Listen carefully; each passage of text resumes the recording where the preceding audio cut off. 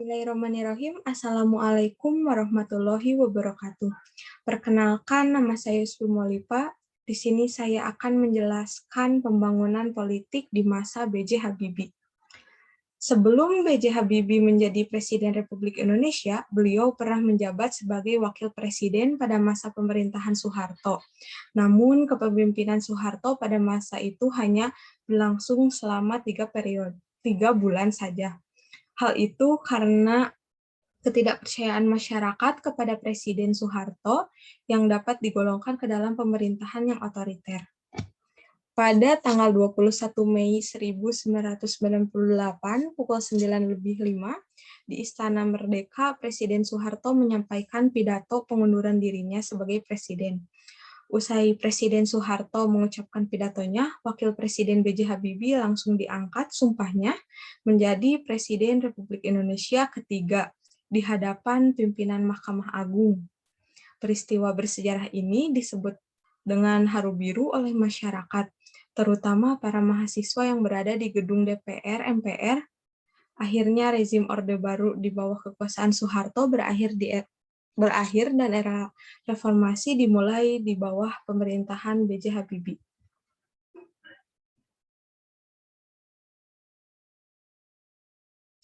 Kebijakan politik Presiden B.J. Habibie yaitu penyelesaian masalah Timor Timur, pembebasan Tapol dan Napol, kebebasan pers, pembentukan partai politik, pelaksanaan pemilu tahun 1999, dan pengusutan kekayaan Soeharto.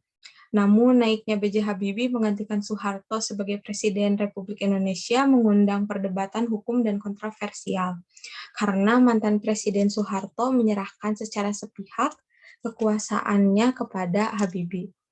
Pada tanggal 22 Mei tahun 1998, Presiden B.J. Habibie mengumumkan susunan kabinet baru, yaitu Kabinet Reformasi Pembangunan. Seiring dengan diumumkannya susunan kabinet yang baru, berarti Presiden harus membubarkan Kabinet Pembangunan 7. Akhirnya gerakan reformasi yang dipelopori mahasiswa mampu menumbangkan kekuasaan Orde Baru. Habibie memiliki pendekatan yang berbeda dengan bagaimana Soeharto memerintah dalam masa jabatannya.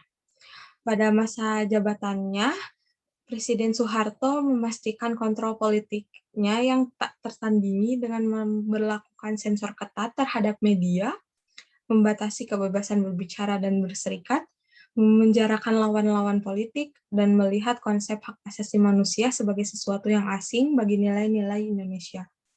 Presiden B.J. Habibie justru melakukan hal yang sebaliknya. Motivasi dari kebijakan-kebijakan Habibie memang dapat dikaitkan dengan berbagai tekanan masyarakat yang ada pada saat itu dan keinginannya untuk memenangkan dukungan rakyat. Namun dengan semangatnya dia mampu melakukan beberapa inisiatif reformasi yang beberapa di antaranya cukup radikal yang berdampak buruk terhadap kepentingan politiknya.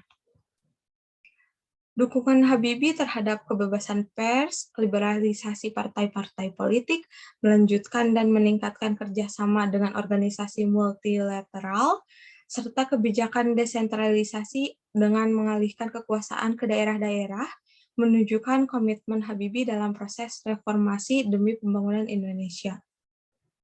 Melalui langkah-langkah yang diambil Habibie menunjukkan perhatian dan komitmen terhadap reformasi untuk mengganti dan memperbaiki kondisi negara.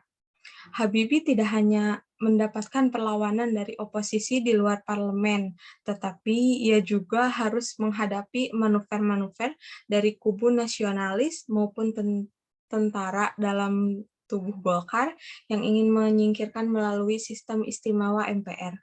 Mendapat reformasi dan demokrasi disuarakan oleh oposisi di luar parlemen dan mahasiswa.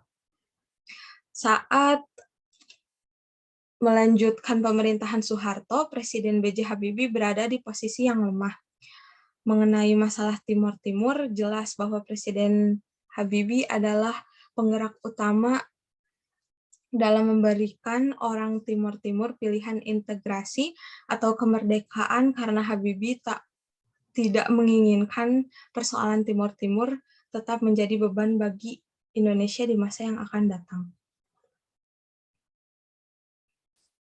Presiden B.J. Habibie dalam waktu yang relatif singkat telah memelihara pandangan modern beliau dalam demokrasi dan mengimplementasikannya dalam setiap proses pembuatan keputusan. Peran penting B.J. Habibie dalam mempercepat proses demokrasi di Indonesia dikenal baik oleh masyarakat nasional maupun internasional, sehingga beliau dianggap sebagai bapak demokrasi. Komitmen beliau terhadap demokrasi adalah nyata. Ketika MPR, institusi tertinggi di Indonesia, memiliki wewenang untuk memilih presiden dan wakil presiden, menolak pidato pertanggungjawaban Habibie, Habibie secara berani mengundurkan diri dari pemerintahan presiden yang baru pada pemilu tahun 1999. Pakar politik menyebut alasan penyebab ditolaknya pidato Presiden B.J. Habibie adalah masalah terlepasnya Timur Timur dari NKRI. Sekian yang dapat saya sampaikan. Terima kasih. Wassalamualaikum warahmatullahi wabarakatuh.